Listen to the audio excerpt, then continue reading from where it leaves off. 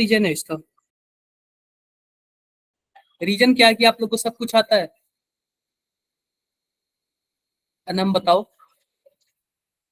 Sir मुझे पूछना था रेजोनेंस स्ट्रक्चर क्या होते हैं? वो आज मैं बताऊंगा ना, आज मैं बताऊंगा। आज का टॉपिक रेजोनेंस होगा और बॉन्ड पोलैरिटी होगा, पोलराइजेशन होगा। ठीक है, क्लियर है बातें? सर एक बार बॉन्ड ऑर्डर बता दो। बॉन्ड ऑर्डर बताऊंगा कब? जब मैं एमओटी पढ़ाऊंगा, ठीक है, मॉलिक्यूलर ऑर्बिटल थ्योरी। उसमें बॉन्ड ऑर्डर कैलकुलेशन करने के फॉर्मूले भी दिए हुए हैं। तो देखो इसके मैं बताता हूँ टॉपिक कौन कौन से बचे हुए हैं। आज का टॉपिक होगा रेजोनेंस, फिर उसके बाद क्या बचा हुआ है, मैंने अभी बोला रेजोनेंस बताऊंगा, फिर उसके बाद बॉन्ड पोलैरिटी बताऊंगा, फिर उसके बाद एमओटी बताऊंगा, मॉलिक्यूलर ऑर्बिटल थ्योरी। तो मॉलिक्यूलर ऑर्बिटल थ्योरी में आपका बॉन्ड ऑर्डर भी आ जाएगा। क्लियर है क्या? Yes sir. हाँ, तो अभी आप लोग घबराओ मत, सब चीज बताएंगे, ठीक है। स्क्रीन दिख रहा है सबको? सर मुझे क्वेश्चन था। हाँ जी, पूछो। सर जो इनर्ट गैसेस होती हैं उनका जो इलेक्ट्रॉन गेन एंथैल्पी होता है वो पॉजिटिव होता है ना? देखो सबसे पहली बात है, वो तो इलेक्ट्रॉन लेते नहीं है क्योंकि वो यस ऑलरेडी स्टेबल है। और जब जो लेगा नहीं तो हम जबरदस्ती उसमें इलेक्ट्रॉन देने की कोशिश करेंगे, बोलो। Yes sir. और जब जबरदस्ती देंगे तो जाहिर सी बात है एनर्जी अपना लगाना पड़ेगा। क्लियर? Okay sir. हाँ, सर तो एंडोथर्मिक हुआ ना ये? बिल्कुल एंडोथर्मिक होगा। देखो एक तो फर्स्ट, सर देखो फर्स्ट इलेक्ट्रॉन गेन एंथैल्पी सब एक्सोथर्मिक होता है क्योंकि एनर्जी रिलीज होती है, लेकिन नोबल गैस का एंडोथर्मिक होता है। लेकिन सेकंड इलेक्ट्रॉन गेन एंथैल्पी ना एंडोथर्मिक होता है। सेकंड इलेक्ट्रॉन गेन एंथैल्पी, मैं सब जब इलेक्ट्रॉन गेन एंथैल्पी पढ़ा रहा था तो उस टाइम आप लोग को बताया भी था और एक क्वेश्चन भी लगवाया था, मुझे अभी भी याद है। आपने शायद न देखा हो, वो अलग बात है। क्लियर है? Yes sir. अभी तक आपने कौन कौन से बॉन्ड पढ़ लिए बताओ? अभी तक हमने दो टाइप के बॉन्ड पढ़ लिए, एक तो कोवैलेंट बॉन्ड और दूसरा आयोनिक आयनिक बॉन्ड। अब हम लोग ये भी पढ़ने जा रहे हैं कोऑर्डिनेट बॉन्ड। तो देखो हम बता रहे हैं सिंपल आप लोग को क्या होता है। जब हम कोवैलेंट बॉन्ड पढ़ेंगे ना, तो कोवैलेंट बॉन्ड में एक इलेक्ट्रॉन इसका रहेगा और एक इलेक्ट्रॉन इसका रहेगा, मतलब इलेक्ट्रॉन की शेयरिंग से बॉन्ड बनते हैं। लेकिन जब भी मैं आयनिक की बॉन्ड करूंगा, आयनिक की, तो इसमें कंप्लीट ट्रांसफर ऑफ इलेक्ट्रॉन होता है। एक इलेक्ट्रॉन ये इसको दे देगा और यह एक इलेक्ट्रॉन ले लेगा, तो इसमें प्लस बन जाएगा, इसमें माइनस बन जाएगा। तो ये इलेक्ट्रॉन कंप्लीट ट्रांसफर कर दिया, इसको शेयरिंग से नहीं बना। तो जब कंप्लीट ट्रांसफर ऑफ इलेक्ट्रॉन, जब कंप्लीट इलेक्ट्रॉन के ट्रांसफर से कोई बॉन्ड बनेगा तो उसको कौन सा बॉन्ड बोलेंगे? Ionic bond. Ionic bond. Ionic bond. अब देखो क्या होता है कोवैलेंट बॉन्ड में। कोवैलेंट बॉन्ड में देखो क्या होता है, जैसे कि देखो यहाँ पे दिया हुआ है, यहाँ पे जैसे कि मानो नाइट्रोजन है, NH3 है, दिख रहा है क्या NH3? Yes sir. और ये BF3 है। तो इसमें क्या होता है, हम लोग कोऑर्डिनेशन केमिस्ट्री पढ़ेंगे क्लास 12 में, पूरा का पूरा एक फुल चैप्टर ही है इस पे। अब सिंपल सी बात देखो, नाइट्रोजन के आउटर मोस्ट में कितने इलेक्ट्रॉन होते हैं? 5। 5। एक लोन पेयर इसके पे होगा। और आप बताओ बोरान का इलेक्ट्रॉनिक नंबर कितना होता है? 5। 5 होता है। 1s2, 2s2 और 2p 1। 1। तो सिंपल सी बात है, इसका p ऑर्बिटल में कितने डब्बे? 3। 3। और एक डब्बे में एक इलेक्ट्रॉन है। तो आप बताओ दो वैकेंट है क्या? Yes sir. तो होता यह है कि इसके पास लोन पेयर है और इसके पास वेकेंट है। ये क्या करता है, अपना लोन पेयर इसके वेकेंट वाले में दे देता है। तो यह एक इलेक्ट्रॉन पेयर देता है और यह एक इलेक्ट्रॉन पेयर लेता है। तो आप बताओ, आपने लुईस एसिड और लुईस बेस क्लास 10th में पढ़ा था क्या? बताओ। सर क्या? लेविस एसिड और लेविस बेस नाम कहीं सुना था क्या? No sir. नहीं सुना, कोई बात नहीं। No sir. देखो, तो जो इलेक्ट्रॉन देता है, देखो जो इलेक्ट्रॉन देता है उसको क्या बोलते हैं? Lewis base. क्या बोलते हैं? Lewis base. और जो इलेक्ट्रॉन लेता है उसको क्या बोलते हैं? लेविस। तो इसके कारण एक बॉन्ड बन जाता है, इन्हीं को बोलते हैं कोऑर्डिनेट बॉन्ड। कोऑर्डिनेट बॉन्ड हमेशा एरो वाले से दिखाया जाता है, और एरो जिसको लगेगा समझो कि वह ले रहा है, और जो जिसके साइड, मतलब जो जिसके साइड इसका टेल होगा समझो कि वह इलेक्ट्रॉन दे रहा है। ठीक है, अब सिंपल सी बात बताओ, इसमें से इलेक्ट्रॉन दे कौन रहा है, इसमें से ले कौन रहा है? पहला और दूसरा मैं नंबरिंग कर दिया। सर एक्स दे रहा है, वाई ले रहा सर है। एक्स दे रहा है और वाई ले रहा है। ये आप लोग पढ़ लेना, ठीक है, पढ़ लेना ये। अब देखो सिंपल सी बात है, आप बताओ हाइड्रोजन में टोटल कितने इलेक्ट्रॉन होते हैं? 1 एक होते हैं, और ये हाइड्रोजन प्लस है, इसका मतलब इसका ऑर्बिटल, जैसे जो s ऑर्बिटल है उसमें कितने इलेक्ट्रॉन है? एक ही इलेक्ट्रॉन है, 1 लेकिन वो भी प्लस बना लिया, इसका मतलब एक इलेक्ट्रॉन जो भी था वो भी कहाँ हो गया? गायब हो गया। Yes sir. इसका मतलब इसके पास वैकेंट ऑर्बिटल हो गया। और जब वैकेंट ऑर्बिटल हो गया तो और इसके पास लोन पेयर है, तो क्या इसको इलेक्ट्रॉन दे सकता है क्या? Yes sir. जब इलेक्ट्रॉन दे देगा तो ऐसे कोऑर्डिनेट बॉन्ड बन जाएगा। ठीक है, देखो यार, पढ़ना आप लोग, पढ़ना। अब देखो सिंपल सी बात है, जैसे देखो यहाँ पे क्या है, ऑक्सीजन है, यहाँ पे ऑक्सीजन है और यहाँ पे ऑक्सीजन है। मैं बात किसकी कर रहा हूँ? O3 की। अब O3 में क्या हो रहा है? सिंपल सी बात, इसके पास 6 इलेक्ट्रॉन, इसके पास भी 6 इलेक्ट्रॉन और इसके पास भी 6 इलेक्ट्रॉन। अब देखो फिर से ध्यान देना, इसको शेयरिंग के लिए आप बताओ, या शेयरिंग कर लिया तो क्या इसके 8 इलेक्ट्रॉन हो गए क्या? हो गए। यस सर, और यह शेयरिंग कर लिया तो 8 इलेक्ट्रॉन हो गए क्या? यस इसके सर, हो गए। तो यहाँ पे 2 बॉन्ड बन गया। लेकिन अब यह किसी से शेयरिंग करेगा तो इसके ज्यादा इलेक्ट्रॉन हो जाएंगे जो बीच वाला है, तो यह शेयरिंग नहीं करता है, क्या करता है? इसको 2 इलेक्ट्रॉन की जरूरत है तो अपना 2 इलेक्ट्रॉन लोन पेयर इसको दे देता है कोऑर्डिनेट बॉन्ड के थ्रू। इसका बॉन्ड देखो कैसे बनता है, कुछ ऐसे बनता है, दिख रहा है क्या? Yes yes sir. सर। ये बताओ कितने लोग को दिक्कत हुई कोऑर्डिनेट बॉन्ड में? एक बार हैंड रेज करो, ईमानदारी से हैंड रेज करो यार, कोई दिक्कत नहीं, मैं दोबारा बताऊंगा इस पे। सर हाँ जी बताओ। सर जो ये स्ट्रक्चर है ओजोन का, इसका सर लोवेस्ट डॉट स्ट्रक्चर नहीं बन सकता ना? बन सकता है, बनाते भी हम लोग। हम लोग इसको कैसे? हम लोग इसको फॉर्मल चार्ज, जब हम लोग फॉर्मल चार्ज पढ़े थे, राज सर बताए थे, तो इसका एग्जांपल लिए थे क्या आप लोग बताओ? Yes sir. सर लिए थे। लिए थे ना? मुझे पता है, जब Yes, sir. फॉर्मल चार्ज बताया जाता है तो इसका भी एग्जांपल लेके बताया जाता है।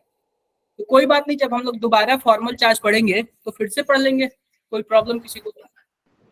ओके सर, नहीं कोई प्रॉब्लम नहीं। कोई प्रॉब्लम नहीं करना आप लोग। ये देखो यहाँ पे कोऑर्डिनेट बॉन्ड कैसे बना है, 2 ये बना है, 2 ये बन, 2 यहाँ पे कोऑर्डिनेट बॉन्ड बना है, यहाँ पे भी 2 कोऑर्डिनेट बॉन्ड बना है। तो आप लोग बनाना जान गए क्या, कैसे बनाएंगे? Yes sir. बना लेना, कोशिश करना। अब किस पे बात आते हैं? रेजोनेंस। रेजोनेंस, रेजोनेंस क्या होता है, कोई बताए मुझे?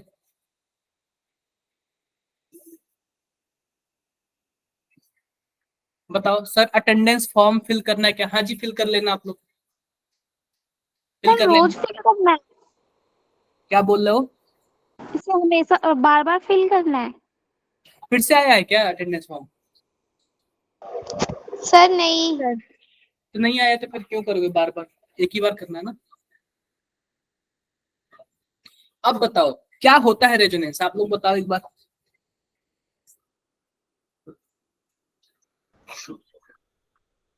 बताओ बताओ, कोई भी सर पढ़ा ये है क्या? हाँ बताओ सर ना। ये साउंड से रिलेटेड होता है, बस इतना पता है, क्यों नहीं, उसे फिजिक्स, हमने साउंड चैप्टर में पढ़ा था फिजिक्स नहीं में। नहीं, फिजिक्स वाला रेजोनेंस यहाँ पे नहीं है। फिजिक्स वाला जो फ्रीक्वेंसी मैच करती है वही ना? Yes sir. ना ना, वो वाला नहीं है। ये तो 11th के लास्ट चैप्टर में पढ़ा जाता है ना, आप लोग ने पहले कैसे पढ़ लिया? सर ये 10th 9th में था साउंड में। अच्छा, हम लोगों ने 9th में नहीं पढ़ा था, हम लोगों ने 11th में पढ़ा था। फ्रीक्वेंसी, फ्रीक्वेंसी वाले चैप्टर में पढ़ा होगा। Yes sir.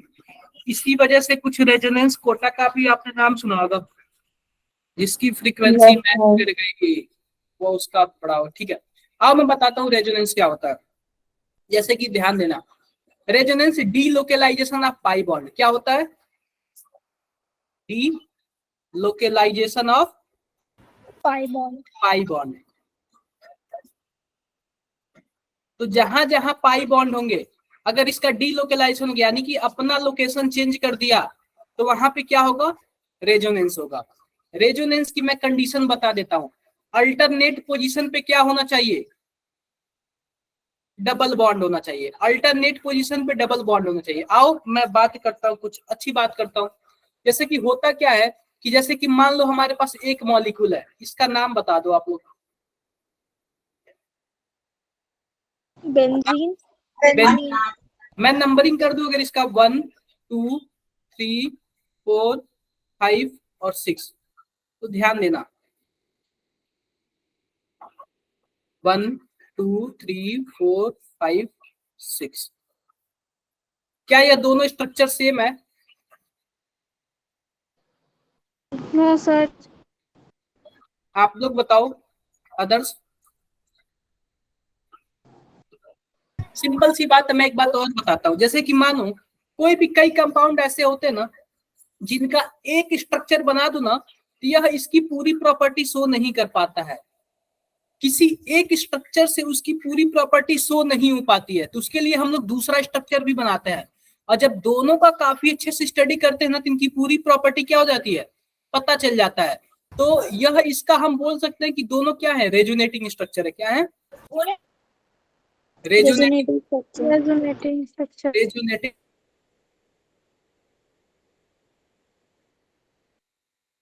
सर आपकी आवाज ब्रेक हो गई।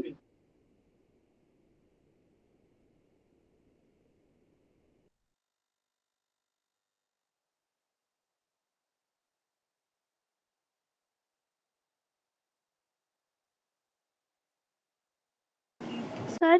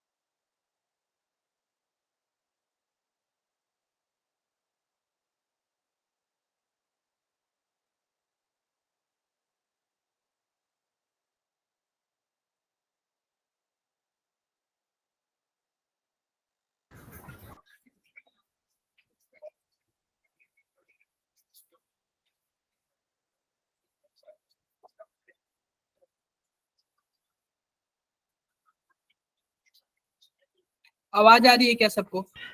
Yes, sir. मेरा इंटरनेट, सर की वॉइस, मेरी वॉइस ब्रेक हो रही थी क्या? Yes, Yes, sir. yes, कोई बात नहीं। तो सिंपल सी बात है, ये देखो ये दो स्ट्रक्चर है, इन दोनों को हम बोलते हैं रेजोनेटिंग स्ट्रक्चर। मान लेते हैं कि अगर मुझे किसी का एग्जांपल देना है, किसी का भी एग्जांपल देना, मैं आप लोगों में से किसी एक का एग्जांपल दे रहा हूँ। जैसे कि मान लो वंदना है, ठीक है, मैं वंदना का नाम ले रहा हूँ। अगर मुझे वंदना के बारे में पूरी तरह से जानना है, तो मैं कहाँ कहाँ पता करूंगा? आपके घर पे पता करूंगा आपके बारे में, आपके स्कूल में पता करूंगा, और आपके दोस्तों से पता करूंगा। तो क्या यह बताओ आपके घर वाले मुझे क्या जवाब दे सकते हैं? अच्छी है, जो भी हो। स्कूल में यह जवाब स्कूल में मुझे यह रिप्लाई मिलेगा कि पढ़ने में अच्छी है कि नहीं है, जो भी हो। लेकिन दोस्तों से एक्चुअल में रियलिटी मुझे पता चल जाएगी, हाँ पढ़ने में भी, हर एक चीज में, ठीक है। तो दिक्कत मतलब रियलिटी इस बात की है, ये बताओ क्या मैं कहीं एक जगह छोड़ दूं स्कूल में या फिर दोस्तों से, तो क्या मुझे आपके बारे में पूरी तरह से जानकारी मिल सकती है क्या? No, sir. no, नहीं? No, sir.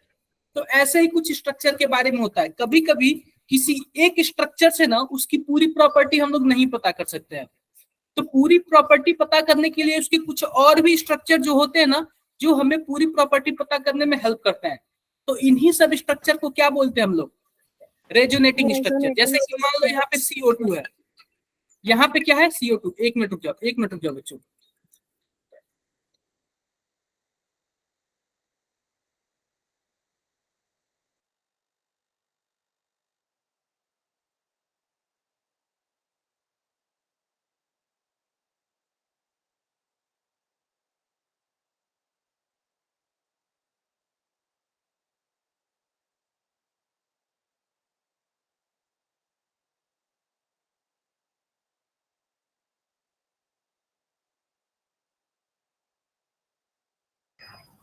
तो देखो बच्चों, दिख रहा है क्या? मतलब ये जो कार्बन डाइऑक्साइड है ना, अगर इसका एक ही स्ट्रक्चर बनाओ ना, यह पूरी की पूरी प्रॉपर्टी हमें क्या करती है, बता देती है। यह जो हमारे पास कार्बन डाइऑक्साइड है, पूरी की पूरी एक ही स्ट्रक्चर से पूरा का पूरा इसका क्या प्रॉपर्टी पता चल जाता है। लेकिन आप बताओ बेंजीन का चलता है क्या? नहीं चलता है। बेंजीन का मिनिमम 2 स्ट्रक्चर होने चाहिए उसकी पूरी प्रॉपर्टी बताने के लिए। कई कई के तो 3 स्ट्रक्चर हो जाते हैं उसकी पूरी प्रॉपर्टी बताने के लिए। तो इसलिए क्या बोलते हैं कि ये रेजोनेटिंग स्ट्रक्चर बहुत ही ज्यादा जरूरी होता है, और हमें रेजोनेटिंग स्ट्रक्चर बनाना पड़ता है। तो आओ हम देखते हैं कैसे बनाते हैं। आज कोई रेजोनेंस के बारे में पूछ रहा था मेरे से, कौन पूछ रहा था बताओ? अनम आप पूछ रहे थे, क्या पूछ रहे थे आप बताओ? सर ये स्ट्रक्चर कैसे बनता है और क्यों होता है, ये इसलिए। तो स्ट्रक्चर तो पता चल गया ना क्यों होता है। Yes sir. सर इसका अब ओजोन कैसे भी बनता एग्जाम्पल है ना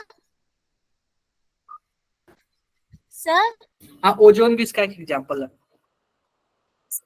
हाँ जी, ओजोन एग्जाम्पल है इसका, ओजोन एग्जाम्पल है। Okay sir. तो आओ मैं बताता हूँ कैसे बनता सर है। हाँ जी बताओ। सर बॉन्ड एंथैल्पी का मतलब बॉन्ड एनर्जी है ना? हाँ जी, ओके सर। इंथैल्पी का मतलब ही एनर्जी होता है, ठीक है। आओ हम आगे बढ़ते हैं। आओ, अब देखो हमने तो सीख लिया रेजोनेंस क्यों होता है, अब कैसे बनता है इसके बारे में हम देखेंगे। तो जो पाई, देखो delocalisation of pi bond, pi bond के डीलोकेलाइजेशन से क्या बनता है? रेजोनेंस। रेजोनेंस जैसे कि ध्यान दो हमारे पास, जैसे कि मान लो हमारे पास कार्बन है, डबल बॉन्ड है, कार्बन है, सिंगल बॉन्ड है, कार्बन है, डबल बॉन्ड है, कार्बन है, सिंगल बॉन्ड है, कार्बन है, डबल बॉन्ड है, कार्बन है। अब ध्यान दो, पाई बॉन्ड कहाँ कहाँ पे? एक पाई बॉन्ड यहाँ पे, एक पाई बॉन्ड यहाँ पे, एक पाई बॉन्ड यहाँ पे। तो हमें पाई बॉन्ड का डीलोकेलाइजेशन करना है, मतलब पाई बॉन्ड की लोकेशन क्या करनी है, हमें चेंज करनी है। बदलती हैं। अगर मान लो आप ये बॉन्ड तोड़ोगे, पाई बॉन्ड तोड़ोगे, तो आप सिंपल सा बताओ, किसी एक पे प्लस आएगा, किसी एक पे माइनस आएगा, बोलो। Yes sir. इस पे मैंने प्लस बना दिया और इस पे मैंने माइनस बना दिया। फिर इस पे तोड़ो, फिर इसका पाई बॉन्ड तोड़ो, तो इस पे मैंने प्लस बना दिया और इस पे माइनस बना दिया। फिर देखो इसका पाई बॉन्ड तोड़ो, तो इस पे मैंने प्लस बना दिया और इस पे माइनस बना दिया। तो अब देखो यहाँ पे माइनस प्लस मिलके एक बॉन्ड बना लिए, यहाँ पे माइनस प्लस मिलके एक बॉन्ड बना लिए। तो ये जो माइनस प्लस है ये सब के सब कैंसिल हो जाएंगे, और लास्ट वाला और फर्स्ट वाला माइनस और प्लस बच जाएगा। तो आप बताओ पाई बॉन्ड जो पहले यहाँ पे हुआ करता था अब यहाँ पे हो गया क्या? Yes sir. इसका मतलब पाई बॉन्ड है उसका लोकेशन चेंज हो गया। तो मैं इसको क्या बोला? Delocalisation of pi bond. Pi bond. देखो ये कैसे कैसे बनता है, जैसे कि देख लो यहाँ पे सिंपल सी बात है। एक मैं और बताता हूँ, जैसे मानो कार्बन है, सिंगल बॉन्ड है, डबल बॉन्ड है, कार्बन है, सिंगल बॉन्ड है, कार्बन है, डबल बॉन्ड है, कार्बन है। इसकी एक ना खासियत है, इसके कुछ कंडीशन है क्या पाई बॉन्ड के डीलोकलाइजेशन के। अल्टरनेट पोजीशन पे क्या होना चाहिए? पाई बॉन्ड होना चाहिए। आप बताओ अगर मैं डबल बॉन्ड कर दूं, सिंगल बॉन्ड डबल बॉन्ड, तो अब बताओ क्या डीलोकलाइजेशन होगा? No sir. अरे इनका जो चैन है ना वो टूट गया। इसका जो एक चैन होता है, और हर अल्टरनेट पोजीशन पे क्या होनी चाहिए? डबल बॉन्ड होनी चाहिए, यानी कि पाई बॉन्ड होनी चाहिए। अगर पाई बॉन्ड होगा तभी तो डीलोकलाइज करेगा ना। जहां पे उसका बॉन्ड टूटा इसका मतलब वहीं पे उसका चैन खत्म हो गया, अब उसके आगे नहीं बढ़ेगा। क्लियर है बातें? सर इसका मतलब एक सीक्वेंस में होना चाहिए ना? बिल्कुल बिल्कुल सीक्वेंस में होना सर चाहिए। कोई एक्सेप्शन भी तो होता होगा फिर इसके लिए, क्या? कभी कभार एक्सेप्शन तो हो ही जाता होगा। कुछ सारे एक्सेप्शन, केमिस्ट्री है तो एक्सेप्शन है, ठीक है।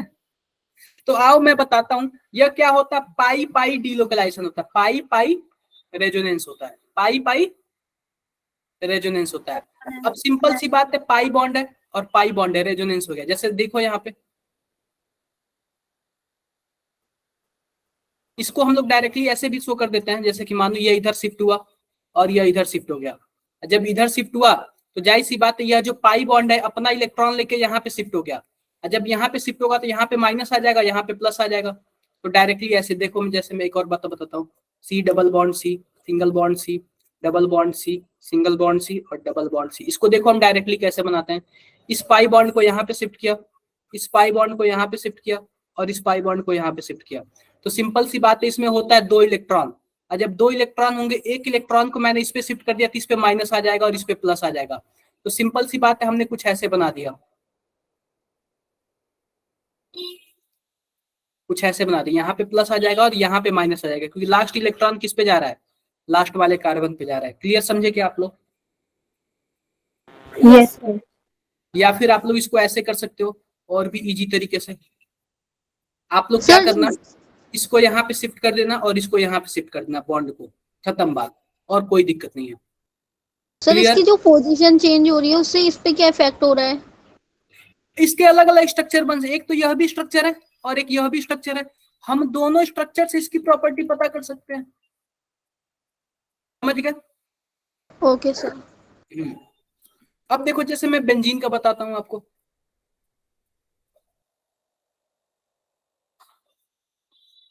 बेंजीन का बताता हूं। आप बताओ, समझो ये पाई बॉन्ड आपने तोड़ा, तो पाई बॉन्ड तोड़ा तो क्या बन गया? किसी पे भी प्लस ले लो, किसी पे भी माइनस ले लो।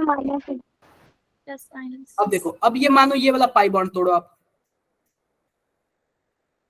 यहाँ पे प्लस है, यहाँ पे माइनस है, डबल बॉन्ड है, यहाँ पे आप प्लस कर लो, यहाँ पे माइनस कर लो। अब देखो, प्लस माइनस मिलके एक बॉन्ड बना लिया क्या? अब क्या करो आप लोग, इसको तोड़ो और यहाँ पे प्लस बना लो, यहाँ पे माइनस बना लो। तो क्या यह प्लस माइनस मिलके यह बॉन्ड बना लेगा और यह प्लस माइनस मिलके यह बॉन्ड बना लेगा? बेंजीन के 2 स्ट्रक्चर पॉसिबल है। सर यह वाला फिक्स नंबर होता है क्या? किसी एलिमेंट के कितने स्ट्रक्चर फिक्स्ड है? हाँ जी, फिक्स है, फिक्स है। तो बेंजीन के 2 हैं। तो देखो, इसको आप लोग ऐसे लिख सकते हो कि इसका जो पाई बॉन्ड है, मैं इसको ऐसे बना देता हूँ, मैं यहाँ पे कुछ ऐसे बना देता हूँ, ध्यान देना। देखो, तो इसका जो पाई बॉन्ड है यहाँ पे शिफ्ट हो गया और इसका जो पाई बॉन्ड है यहाँ पे शिफ्ट हो गया और इसका जो पाई बॉन्ड है यहाँ पे शिफ्ट हो गया। तो जब इसका पाई बॉन्ड यहाँ पे शिफ्ट हो गया तो यहाँ पे पाई बॉन्ड बन जाएगा, बोलो। ये वाला पाई बॉन्ड यहाँ पे शिफ्ट हो गया और ये वाला पाई बॉन्ड यहाँ पे शिफ्ट होगा, तो मैं यहाँ पे बना लेता हूँ। और यह वाला पाई बॉन्ड यहाँ पे शिफ्ट हो गया, तो मैं यहाँ पे बना लेता हूँ। तो आप बताओ, यह दोनों इसके रेजोनेटिंग स्ट्रक्चर हो गए क्या? Yes sir. मेरे बात पे कितने लोगों को समझ आ गई? सबको क्लियर है? Yes sir. Yes sir. Yes sir. Sir ये स्ट्रक्चर बताना बता दीजिए, आपने ये बेंजीन का स्ट्रक्चर कैसे बनाया? तो देखो, मैं सीधे सी बताता हूँ, ये दोनों बेंजीन के स्ट्रक्चर आते हैं, या दोनों बेंजीन के स्ट्रक्चर हैं।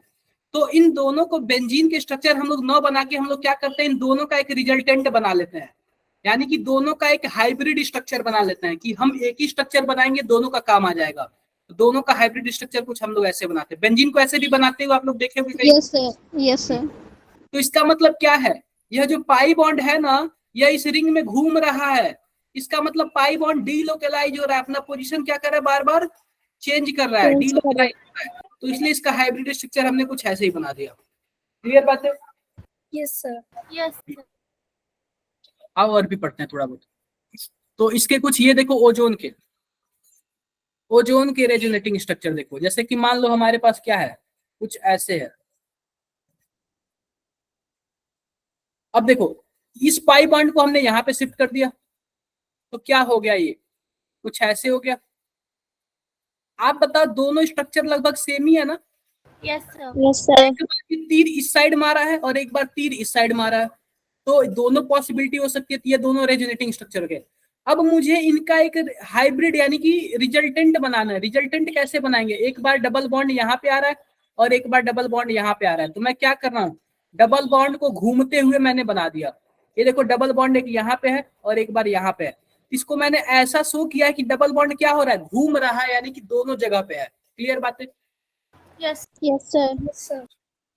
और भी देखो, सर जो ये रेजोनेंस स्ट्रक्चर है वो हर कंपाउंड के पॉसिबल है? नहीं, हर कंपाउंड के नहीं, जिसके पास पाई बॉन्ड होंगे उसी के पास तो पॉसिबल होंगे ना। Yes sir. यस हाँ। सर। तो मैंने क्या बोला, डीलोकलाइजेशन ऑफ पाई बॉन्ड होता है या फिर पाई इलेक्ट्रॉन। आई होप सबको समझ आ गया होगा। Yes sir. आओ देखते हैं CO3, इसका देखते हैं। ये सर डायरेक्टली मतलब हाँ जी बताओ। सर मतलब जो एल्कीन और एल्काइन होंगे वो सब में पॉसिबल है ना? अब डिपेंड करता है कि उसके अल्टरनेट पोजीशन पे कोई डबल बॉन्ड है कि नहीं है। अगर अल्टरनेट पोजीशन पे होंगे तब पॉसिबल होगा। मैंने क्या बोला, एक कंडीशन है, अल्टरनेट पोजीशन पे डबल बॉन्ड होने चाहिए, ठीक है। अल्टरनेट पोजीशन पे डबल बॉन्ड। हाँ जी बताओ। डीलोकेलाइजेशन ऑफ पाई बॉन्ड को ही ना रेजोनेंस कहते हैं। हाँ जी बिल्कुल, डीलोकेलाइजेशन ऑफ पाई बॉन्ड का डीलोकेलाइजेशन, यानी कि पाई बॉन्ड अपने पोजीशन चेंज करता रहता है, डीलोकेलाइज होता रहता है, उसी को हमने क्या बोल दिया, रेजोनेंस बोल दिया, ठीक है। अब बात करते हैं किसकी, CO3 यानी कार्बोनेट आयन की। देखो यहाँ पे CO3 2-, इसके सबसे पहले तो हम स्ट्रक्चर बनाते हैं। स्ट्रक्चर इसका कैसे बनेगा, ऐसे बनेगा, ऐसे बनेगा और ऐसे बनेगा। अब देखो सिंपल सी बात, इसका रेजोनेटिंग एक बार मैं नंबरिंग कर देता हूं 1 2 और 3। एक बार पहले जो हमारे पास पहले नंबर का कार्बन है उसके पास क्या है, डबल बॉन्ड है। अब हम डबल बॉन्ड दूसरे नंबर के कार्बन के पास भेज दे रहे हैं और उसके पास उसका माइनस मैंने इसके लिए ले लिया, ठीक है। अब मैं क्या कर रहा हूं कि जो डबल बॉन्ड है किसके पास भेजू, तीसरे नंबर का, तीसरे नंबर।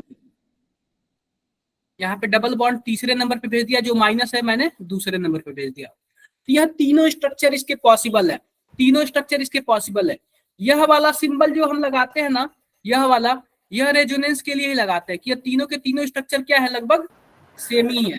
इसलिए डबल एरो वाला जो स्ट्रक्चर होता है वो किसके लिए होता है, रेजोनेंस के लिए, रेजोनेंस के लिए।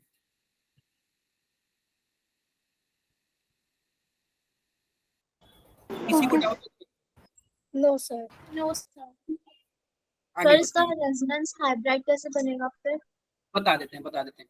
आप बताओ, पहली बार यहाँ पे डबल बॉन्ड किसके पास है, पहले नंबर के पास है, फिर दूसरे नंबर के पास है, फिर तीसरे नंबर के पास है। इसका मतलब जो डबल बॉन्ड है पहले के पास भी गया, दूसरे के पास भी गया, तीसरे के पास भी गया। अब ध्यान दो, इसका मैं हाइब्रिड स्ट्रक्चर अगर बनाऊंगा तो आप बताओ सब पे तो कॉमन क्या है, एक एक सिंगल बॉन्ड Yes, सब पे sir. कॉमन है। और ये डबल बॉन्ड को मैं डॉटेड लाइन से दिखा दे रहा हूँ ताकि ये डबल बॉन्ड सबके पास घूम रहा है। और ओवरऑल इस पे चार्ज हमेशा कितना रह रहा है, -2 नेगेटिव। हमेशा इसके पास भी -2 है, इसके पास भी -2 है, इसके पास भी माइनस, तो मैंने -2 को ऊपर लिख दिया। Yes. देखो ये यहाँ पे बनाया हुआ है, यहाँ पे इसका बनाया हुआ है, क्लियर है बातें? Yes sir. Yes, sir. अब देखो यस आपने बॉन्ड ऑर्डर पूछा था ना, बॉन्ड ऑर्डर, बॉन्ड ऑर्डर तो आप इस वाले फॉर्मूले से भी निकाल लो। और एक और फॉर्मूला हम पढ़ेंगे कहाँ, MOT में, मॉलिक्यूलर ऑर्बिटल थ्योरी में, मॉलिक्यूलर ऑर्बिटल थ्योरी में। मैंने क्या बोला था, अगर कार्बन और कार्बन सिंगल बॉन्ड हो तो बॉन्ड ऑर्डर कितना होगा, 1 अगर कार्बन और कार्बन डबल बॉन्ड हो तो बॉन्ड ऑर्डर कितना होगा, 2 सिंपल सी बात है। अगर एक बॉन्ड है तो बॉन्ड ऑर्डर 1, 2 बॉन्ड है तो बॉन्ड ऑर्डर 2, 3 बॉन्ड है तो बॉन्ड ऑर्डर 3। 3 अब देखो यहाँ पे एक सिंगल बॉन्ड है, फिर बाद में यहीं पे डबल बॉन्ड हो जाता है, यानी इसके पास सिंगल बॉन्ड भी कैरेक्टर है और डबल बॉन्ड का भी कैरेक्टर है। इसका बॉन्ड ऑर्डर कितना होना चाहिए, एक से ज्यादा और Yes. दो से कम, एक से ज्यादा और दो से कम, क्योंकि 100% ए भी नहीं है और 100% दो भी नहीं है, चेंज होता रहता है, तो सर डीलोकेलाइज इसका होता रहता है। 1.5 होगा ऐसे? आप बोल सकते हो, ठीक है, लेकिन एक से ज्यादा और दो से कम है, ठीक है। Okay sir. Okay sir.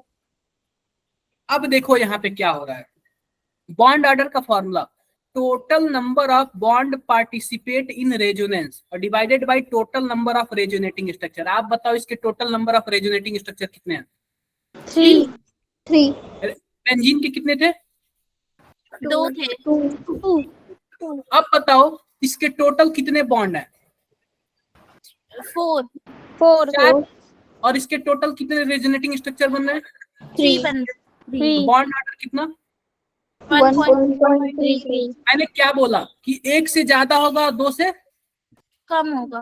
Come I hope आप लोग समझ गए होंगे। Yes sir. ऐसे ही हमारे पास NO3- है, NO3- का फोटो देख लो, डबल बॉन्ड यहाँ पे O-, O-, यहाँ पे प्लस, तो इसका रेजोनेटिंग स्ट्रक्चर आप लोग बनाओगे क्या? आप फिर बताओ। सर इसके भी 3 बनेंगे ना? कि 3 बनेंगे क्योंकि पाई बॉन्ड एक बार यहाँ पे है, एक Yes, बार sir. यहाँ पे आएगा और एक बार यहाँ पे आएगा। यहाँ पे तो बॉन्ड तो 4 है और लेकिन रेजोनेटिंग स्ट्रक्चर टोटल 3 3 है। है। 3 है। देख ही रहे हो 1.33 होगा। आप लोग इसका भी बनाने की कोशिश करना। देखो मैं आप लोग को ये वर्क दे रहा हूँ, आप लोग को क्या सर करना इसमें तो 4 रेजोनेटिंग स्ट्रक्चर बनेंगे ना? आप लोग बनाने की कोशिश करना। नहीं आएगा गूगल बाबा है, कोशिश करना, और फिर बाकी तो मैं हूं ही, ठीक है। Okay sir. देखो मैं केवल 2-3 ही बताऊंगा, बाकी तो यार आप लोग के भी एंड से तो कुछ प्रैक्टिस होनी चाहिए ना। अगर जब तक आप लोग कॉपी पेन पे हाथ नहीं चलाओगे ना, तब तक फिर मजा नहीं है, वो वाला मजा नहीं है जो होना चाहिए। क्लियर बात है? Yes Yes, sir. sir. Yes sir. किसी को डाउट होगा तो बता देना, किसी को भी डाउट होगा तो बता देना। आई होप आप लोग आज ने 2 टॉपिक पढ़ लिया। कौन कौन सा टॉपिक? रेजोनेंस रेजोनेंस और हमें कोऑर्डिनेट कोऑर्डिनेट, ठीक है। कंपाउंड कॉम्पाउंड नहीं, coordinate bond. Bond coordinate compound नाम से एक चैप्टर है जो कि हम लोग 12th में पढ़ेंगे, ठीक है। Yes sir. अब आते हैं डाइपोल मोमेंट। क्या पढ़ते हैं? Dipole movement. मोमेंट। अब हम इसके बारे में देखते हैं। जैसे कि मान लो डाइपोल मोमेंट, आप लोग ये बताओ फिजिक्स में पढ़े हो क्या? Yes sir. No sir. No sir अभी तो नहीं। हाँ किसने बोला? पहले ये बताओ। हाँ किसने बोला? हाँ जी, कहाँ पढ़े हो दीप्ति? सर मैग्नेटिक फील्ड में सर ने, ट्यूशन वाले सर ने बस ऐसे ही बता दिया था। हाँ ये आता है इलेक्ट्रिसिटी वाले चैप्टर में आता है। किसमें आता है? इलेक्ट्रिसिटी वाले चैप्टर में। जहां भी प्लस माइनस आएगा ना, वहां पे डाइपोल मोमेंट निकालने का फॉर्मूला आएगा, और वहां पे भी डाइपोल मोमेंट निकालने का फॉर्मूला यही है। आप लोग ये बताओ, आप लोग का इलेक्ट्रिसिटी जो चैप्टर है वो क्लास 12th में आता है, तो आप लोग क्लास 12th में पढ़ोगे, फिजिक्स में भी पढ़ोगे, ठीक है। और कई सारे फॉर्मूले भी इस पे डिराइव करने होते हैं, तो बहुत सारे क्वेश्चंस भी होते हैं। तो आओ बताते हैं क्या होता है। जैसे कि देखो हमारे पास क्या है, मैंने क्या बोला? मैंने बोला H और F, ये दोनों बॉन्ड है। आप बताओ इलेक्ट्रोनेगेटिविटी किसकी ज्यादा? फ्लोरीन की। क्लोरीन। क्लोरीन क्या करेगा? इलेक्ट्रॉन को अपनी तरफ खींचेगा, और जब खींचेगा तो इस पे डेल्टा माइनस आएगा और इस पे डेल्टा प्लस। Delta plus. यहाँ पे प्लस जनरेट होगा, यहाँ पे माइनस जनरेट होगा। क्या हम बोल सकते हैं क्या 2 पोल आ गए यहाँ पे? Yes sir. यस जैसे सर। चुंबक में 2 पोल होते हैं, एक नॉर्थ पोल और एक साउथ पोल, वैसे ही इसमें भी 2 पोल जनरेट हो गया, प्लस और माइनस। यस तो जब 2 पोल जनरेट हो गया, क्या मैं इसको डाइपोल बोल सकता हूँ क्या? Yes sir. Yes sir. Yes और जहां भी प्लस माइनस आता है वहां पे एक फॉर्मूला आता है डाइपोल मोमेंट निकालने का। क्या आता है? Dipole moment. डाइपोल मोमेंट निकालने का एक फॉर्मूला आता है। डाइपोल मोमेंट का फॉर्मूला क्या है? सबसे पहले हम क्या करेंगे? चार्ज लिखेंगे। क्या लिखेंगे? Charge into distance between them. तो देखो इस पे जितना चार्ज है और इन दोनों के बीच डिस्टेंस जितना है, डिस्टेंस, वही क्या हो जाएगा हमारा? Dipole moment. आओ देखते हैं। जैसे कि देखो हम दोनों चार्ज का क्या ले लेंगे? मैग्नीट्यूड। हमें कोई मतलब नहीं है वो प्लस है या फिर माइनस है, हमें केवल क्या लेना है? मैग्नीट्यूड। मैग्नीट्यूड। मैग्नीट्यूड। अगर मानो प्लस की संख्या कितना है, मानो माइनस में 5 दे दिया, तो हमें केवल 5 लिखना है, हमें प्लस माइनस नहीं लिखना, केवल मैग्नीट्यूड।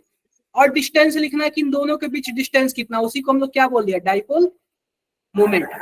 आप बताओ एरो से क्या लग रहा है? यह वेक्टर क्वांटिटी है। Yes yes sir. सर। इसका मतलब क्या है? ये डायरेक्शन पे डिपेंड करता है। Yes sir. Yes sir. Yes sir. बिल्कुल बिल्कुल बिल्कुल। देखो जिधर माइनस होता है ना, जिधर माइनस होता है उसी की तरफ इसका क्या होता है? डायरेक्शन होता है। यानी कि जिधर इलेक्ट्रॉन खींचा जाता है ना, उधर की तरफ इसका क्या होता है? डायरेक्शन होता है। डायरेक्शन होता है। अगर मानो हमारे पास यहाँ पे H है और यहाँ पे F है, तो इलेक्ट्रॉन किसकी तरफ खींचा जा रहा है? F की तरफ। तो डायरेक्शन की तरफ एफ की तरफ। की तरफ होगा। आई होप आप लोग क्लियर हो गए हैं। अब देखो जो डाइपोल मोमेंट का यूनिट होता है ना, उसका नाम होता है डी बाई। क्या होता है? D by. और देखो डी बाई का जो मतलब होता है वो होता है 10⁻⁻18 ESU centimetre. 10⁻⁻18 ESU centimetre. Centimetre. जब हम लोग क्वेश्चंस करेंगे तो समझ आ जाएगा। अब देखो, अब मानो कोई होमो एटॉमिक मॉलिक्यूल है, सिंपल सी बात है, जैसे मानो कोई नाइट्रोजन है और नाइट्रोजन है, ट्रिपल बॉन्ड। आप बताओ इसका जितना इलेक्ट्रोनेगेटिविटी है उसका ही इतना भी है? Yes sir. इधर खींचेगा उतना ही, इधर खींचेगा।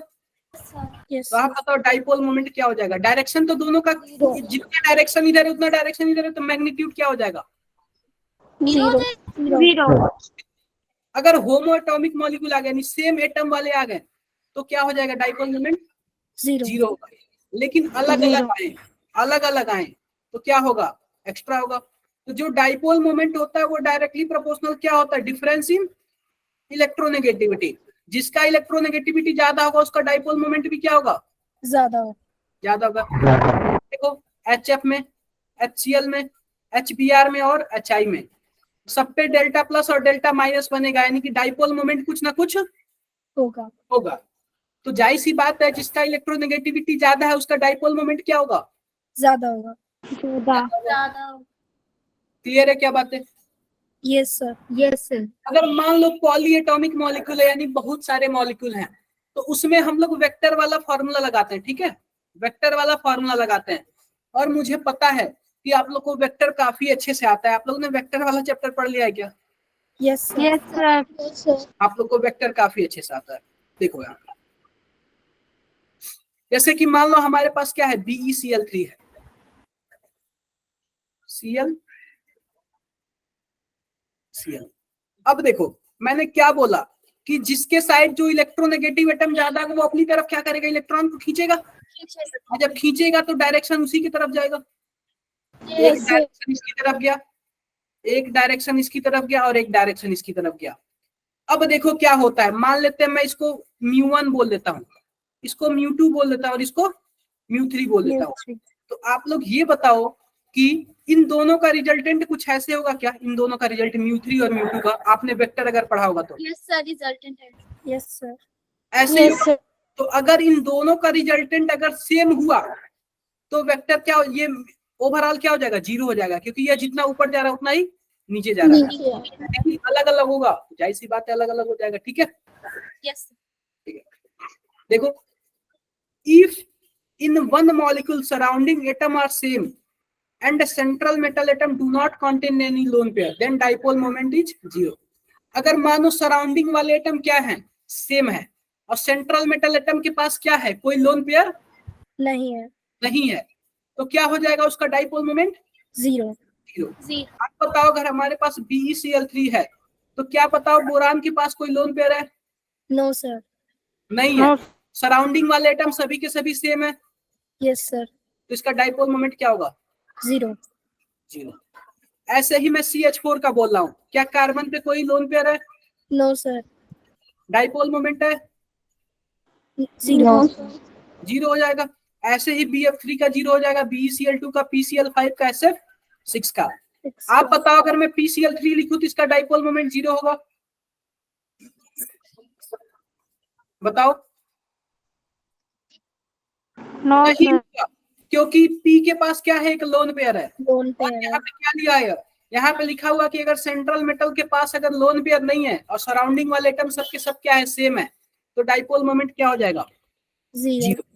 ये बताओ कितने लोगों को दिक्कत है? एक बार हैंड रेज करके बताओ, हैंड रेज करो और बताओ कितने लोगों को प्रॉब्लम है।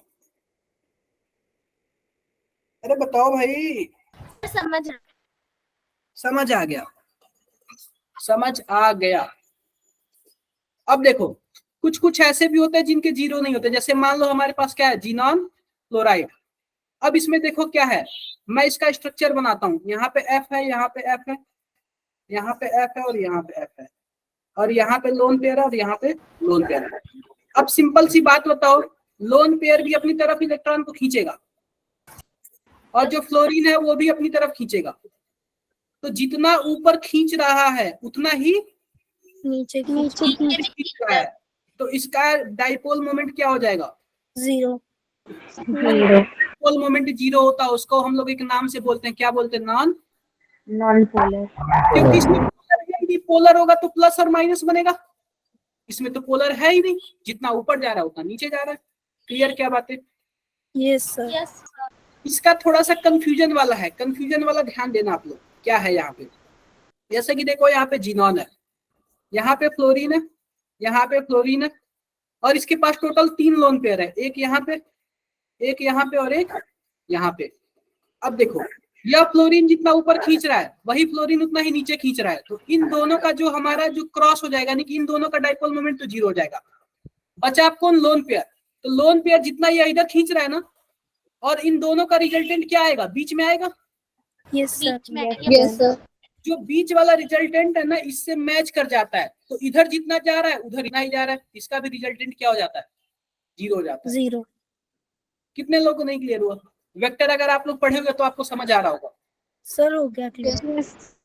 सर सर, आप- ये ZeFF4 वाला समझा दो एक बार। जीनॉन फ्लोराइड वाला, कोई बात नहीं। Yes sir.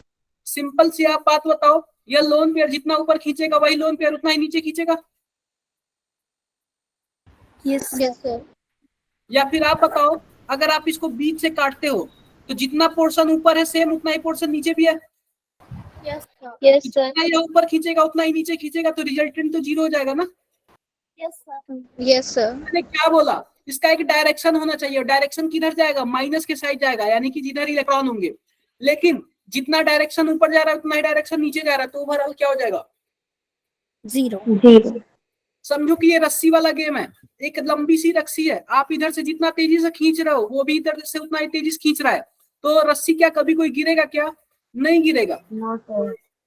लेकिन अगर जहां भी कोई ढीला पड़ा तो दूसरे साइड को खींच लेगा अपनी तरफ। क्लियर है बातें? Yes sir. Yes sir. देखो यहाँ पे ये तो मैंने बता ही दिया, BeCl3 CSA ये सब के सब क्या है?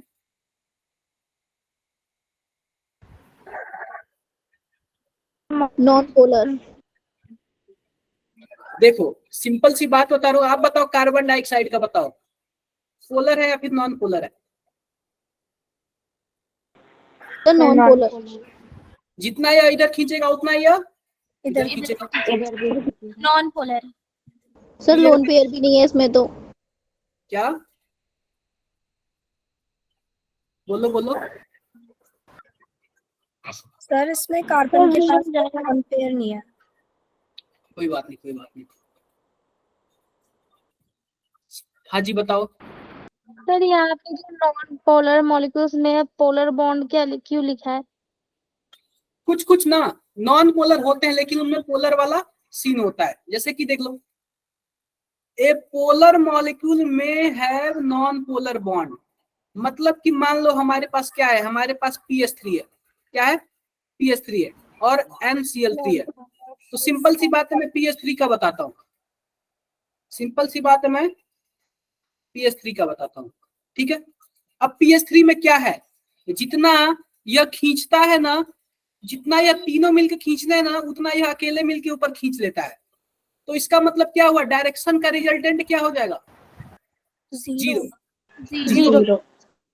और ऐसे ही NF3 में होता है, क्या होता है? NF3 में होता है। क्लियर है बातें? Yes sir. Yes sir. देखो मैं आपको एक बात बताता हूँ, सिंपल सर सी इसे बात। क्या कहेंगे, पोलर की नॉन पोलर? मैं एक बात बताऊं, मैं सबसे पहले PS3 का बताता हूँ, H और H। अब सबसे पहले आपको यह देखना होगा कि इलेक्ट्रोनेगेटिविटी किसकी ज्यादा होती है, फास्फोरस की या फिर हाइड्रोजन की? तो हाइड्रोजन की ज्यादा होती है। तो हाइड्रोजन बहुत ही कम, जैसे कि मानो फास्फोरस का अगर 2.5 हुआ ना, तो हाइड्रोजन का कितना होगा? 2.51 होगा, इतना ही ज्यादा होता है, बहुत ही कम, ना के बराबर होता है। तो आप बताइए अपनी तरफ इलेक्ट्रॉन खींचेगा, यस सर। और यह जो लोन पेयर है वो अपनी तरफ खींचेगा। तो जितना यह तीनों मिला के अपनी तरफ खींचते हैं ना, वो उतना अकेले ही इधर खींचता है। तो रिजल्टेंट क्या हो जाएगा? 0। और ऐसे ही एक एग्जांपल आता है, सर दैट मींस ये नॉन पोलर है। हाँ नॉन पोलर है, नॉन पोलर है। Okay sir. ऐसे एग्जांपल आता है NH3 और NF3 का, NH3 और NH3 का। पूछता है नॉन पोलर कौन है, तो मैं फोटो बनाता हूँ।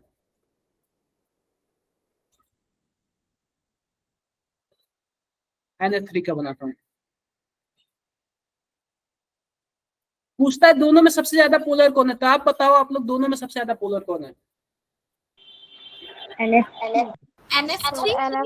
देखो देखो आपके दिमाग में तो लग रहा है NH3, लेकिन ये क्वेश्चन बहुत बार पूछा जा चुका है। यह आंसर गलत है। क्यों? क्योंकि आप बताओ नाइट्रोजन में और हाइड्रोजन में सबसे ज्यादा इलेक्ट्रोनेगेटिव एटम कौन होता है? फ्लोरीन। अरे नाइट्रोजन और हाइड्रोजन का पूछा हूँ। Sir hydrogen. नाइट्रोजन नाइट्रोजन होता है। तो यह इलेक्ट्रॉन अपनी तरफ खींचेगा, बोलो। यस सर या लोन पेयर भी है, तो लोन पेयर अपनी तरफ खींचेगा। यस तो सर इसका एक ही डायरेक्शन में बहुत ही ज्यादा क्या हो जाता है, मैग्नीट्यूड हो जाता है, एक ही डायरेक्शन में, ऊपर वाले डायरेक्शन में। तो आप बताओ इसका डाइपोल मोमेंट 0 होगा क्या कभी? No sir no sir.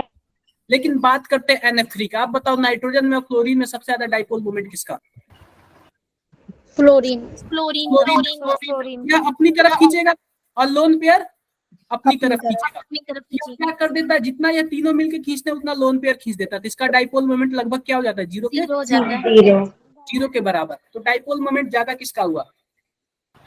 Sir NH3 का। NH का। तो याद रखना, आप लोग गलतियां मत करना, बहुत बार ऐसे क्वेश्चन पूछा जाता है। ठीक है, ओके सर। ओके सर बहुत बार ऐसे क्वेश्चन पूछा जाता है। पानी का देख लो, पानी वाला क्या है, ऑक्सीजन अपनी तरफ खींचेगा, यानी एक ही डायरेक्शन में दोनों जा रहे हैं, यस सर। एक ही डायरेक्शन में। इसका डाइपोल मोमेंट 0 नहीं होगा। 0 नहीं होगा कितना होगा, 1.85। कैसे निकाला हमने? चार्ज इनटू डिस्टेंस, उसी से निकाला। कोई बात नहीं।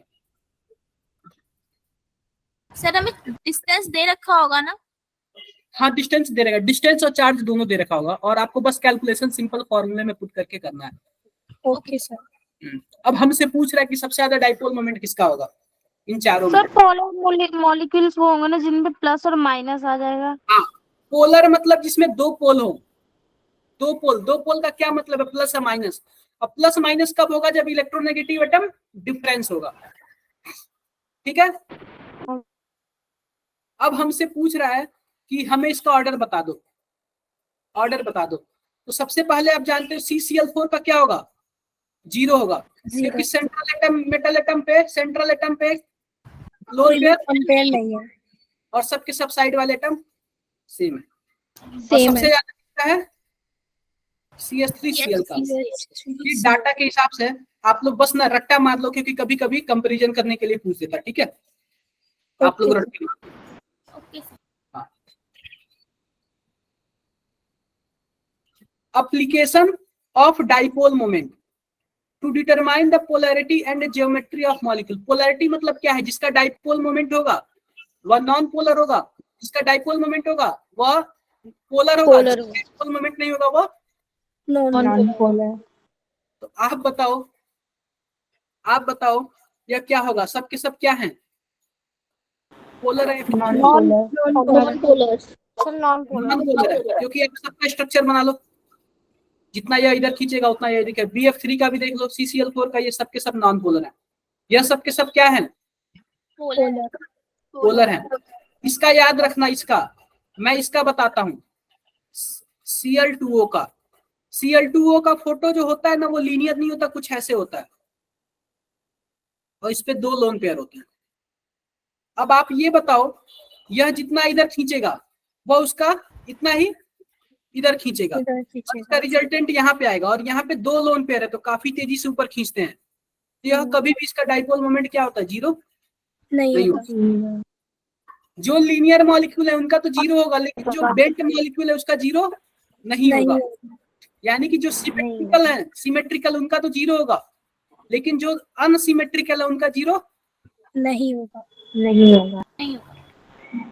If two group have same inductive effect, then cis isomer will have greater। देखो सिंपल सी बात है, अगर मान लो कुछ ऐसे स्ट्रक्चर दिया हुआ है और एक ऐसे स्ट्रक्चर दिया हुआ है, तो आप बताओ जितना यह क्लोरीन इधर खींच रहा है उतना यह क्लोरीन इधर खींच रहा है। Yes sir. तो इसमें 0 हो जाएगा। लेकिन यह वाले दोनों क्लोरीन एक ही डायरेक्शन में खींच रहे हैं। Yes sir not 0। यह देखो सर हाँ जी बताओ। सर एक क्वेश्चन पूछना था। हाँ जी पूछो पूछो पूछो पूछो। सर वो SO2O3 का सर स्ट्रक्चर बता दीजिए कैसे बनता है। क्या पूछ रहे हो? SO2O3 का स्ट्रक्चर। SO2O3। O3 और सर वो 2 ऊपर है 3 नीचे है।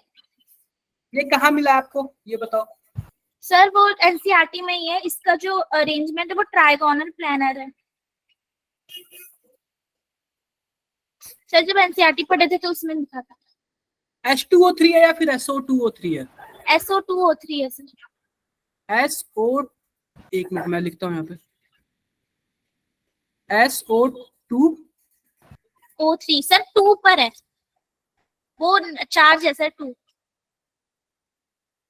एक बार आप मुझे व्हाट्सअप करना जरा। SO2। O3 और सर 3 नीचे है। ये ऐसे ही है? नहीं सर एक और O लगाइए, उसके नीचे 3 है। आप एक ही कंपाउंड में दो कैसे लगा सकता हूँ मैं?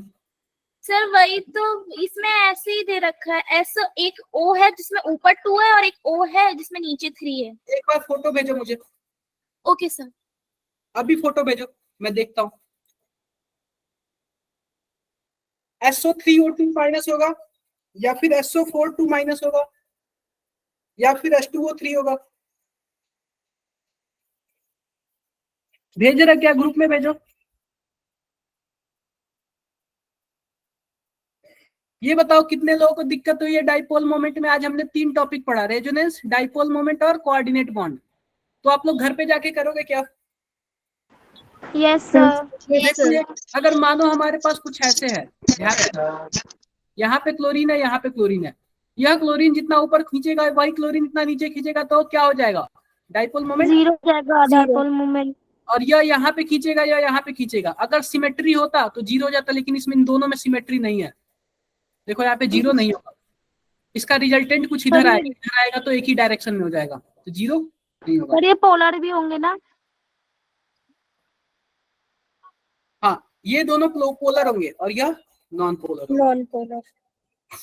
अब देखो, calculate percentage ionic character, formula calculate percentage ionic, experimental value of mu यानी कि डाइपोल मोमेंट और theoretical value of dipole moment into 100। तो हमें क्या मिल जाएगा? परसेंटेज आयनिक कैरेक्टर। अब लिखा हुआ है calculate the dipole moment of HCl if bond distance is 1.34 and charge is इतना ESU। ठीक है, सबसे पहले हम म्यू निकालेंगे, mu equal to Q into D, ये आपको पता है। Q का वैल्यू देख लिया, यहाँ पे कितना लिखा हुआ है, इतना ESU। और हम क्या बोलते हैं, यहाँ पे डिस्टेंस की वैल्यू निकाल रहे हैं। सिंपल सी बात है, हमने किस में निकाला? सेंटीमीटर में निकाला। मीटर में निकालते तो 10 पे पावर कितना होता? -8। -10। अरे एंगस्ट्रॉम का मतलब -10 होता है ना? Yes sir. यह सेंटीमीटर में निकाला इसलिए -8 लिखा है। और आपको पता है जो डाइपोल मोमेंट होता है उसका यूनिट क्या होता है? ESU, सेंटीमीटर या फिर D/। ये मैंने दोनों आपको बताया था कि नहीं बताया था? Yes yes sir. Sir. Yes sir. तो देखो यहां से हम क्या निकाल लेंगे? थ्योरेटिकल वैल्यू निकाल लेंगे म्यू का, और एक्सपेरिमेंटल हमें दिया हुआ है तो परसेंटेज आयनिक कैरेक्टर में निकाल लेंगे क्या? Experimental versus theoretical.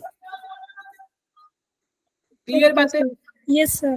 Yes sir. इतना D/, दिया हुआ है, इतना 1.08 D/, दिया हुआ। और आपको पता है एक D/, बराबर क्या होता है? 10 पे power -18 ESU centimetre. Centimetre.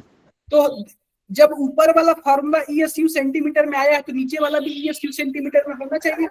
Yes sir. Yes sir. तो परसेंटेज आयनिक कैरेक्टर निकल जाएगा। सर ठीक है? भेज दिया मैंने। क्या? सर वो स्ट्रक्चर जो मैंने आपसे पूछा था वो मैंने भेज दिया आपको। देख रहा हूँ मैं।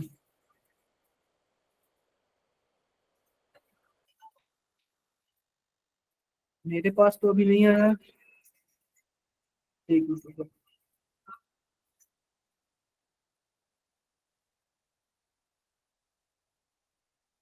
ये पता है क्या, कुछ गलत दे दिया। ठीक है, ओके। एक मिनट रुको, मैं गूगल पे देखता हूँ।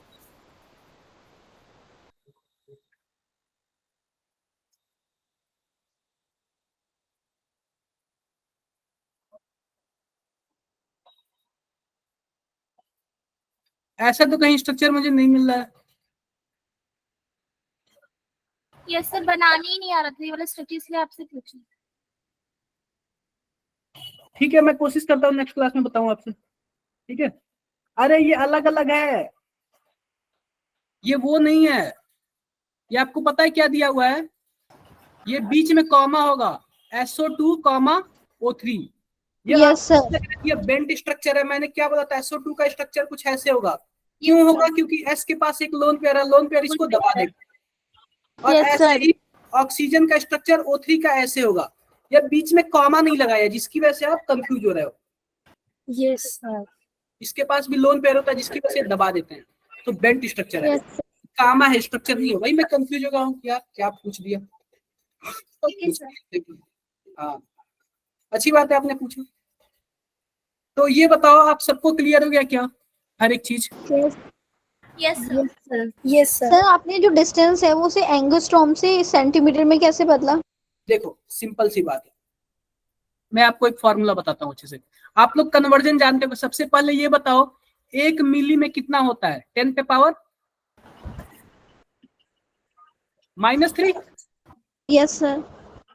और सेंटीमीटर में कितना होता है?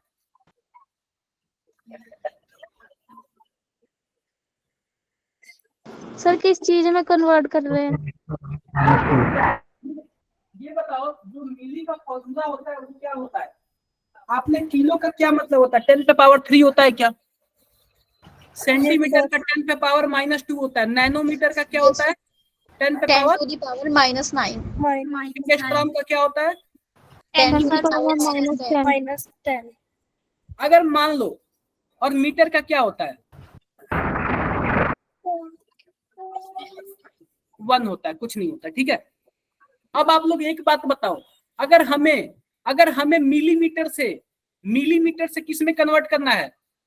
एंगस्ट्रॉम में। मिलीमीटर से किस में कन्वर्ट करना है? एंगस्ट्रॉम में। आपको करना क्या है? मिलीमीटर का पावर क्या होता है? -3। और फिर आपको क्या करना? माइनस लिखना है यहाँ पे, और फिर उसके बाद एंगस्ट्रॉम का लगा देना। एंगस्ट्रॉम कितना है? -10। -10 पे पावर -3 + 10, यानी कि 10 पे पावर +7, यानी मीटर में 10 पे पावर 7 एंगस्ट्रॉम हो रहे हैं, ठीक है। Yes sir. और मैंने एंगस्ट्रॉम को किस में कन्वर्ट किया है? सेंटीमीटर। सेंटीमीटर में। आप बताओ एंगस्ट्रॉम का कितना होता है? 10 की पावर फिर लिखूंगा माइनस, कोष्टक लगाऊंगा। और सेंटीमीटर का कितना होता है?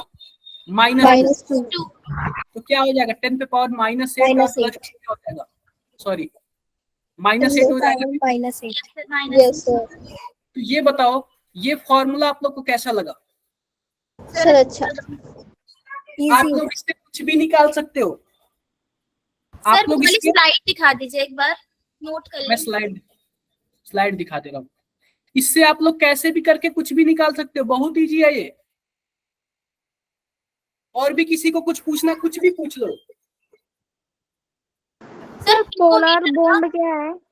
हाँ, पोलर बॉन्ड। अब मैं किलोमीटर में बताऊं क्या? किलोमीटर में कितने सेंटीमीटर होते हैं? Yes sir. किलोमीटर में आप बताओ, 1 किलोमीटर में कितने मीटर होते हैं? 1000। और 1 मीटर में कितने सेंटीमीटर होते हैं? 100। और तो 1 किलोमीटर में कितने सेंटीमीटर हो जाएंगे आप बताओ? 10 to the power 5। देखो मैं कैसे निकाल दो। किलो का क्या मतलब होता है? 10 पे पावर 3 होता है। Yes sir. माइनस करोगे, सेंटीमीटर का क्या होता है? -2। -2। तो 10 पे पावर 3 और +2 कितना हो गया? 10 पे पावर 5। क्या टफ है क्या ये? No sir. आप लोग कहीं से कुछ भी निकाल सकते हो। सर पिकोमीटर का भी एक बार बता दीजिए। पिकोमीटर का 10 पे पावर कितना होता है? -12। अगर मैं पूछूं 1 माइक्रोमीटर में कितने पिकोमीटर होते हैं, तो कितना बताओगे आप लोग? माइक्रोमीटर का क्या होता है? 10 पे पावर -6 -12 हो जाएगा। 10 पे पावर -6 + 12 हो जाएगा, यानी 10 पे पावर क्या हो जाएगा? -6। किसी को कोई कंफ्यूजन क्या? No sir. No sir. No sir. बस आपको क्या याद करना, पावर याद करना और आंसर अपने आप आएगा, आंसर अपने आप आएगा। ठीक है। Okay sir. कितने लोगों को ये ट्रिक अच्छा लगा?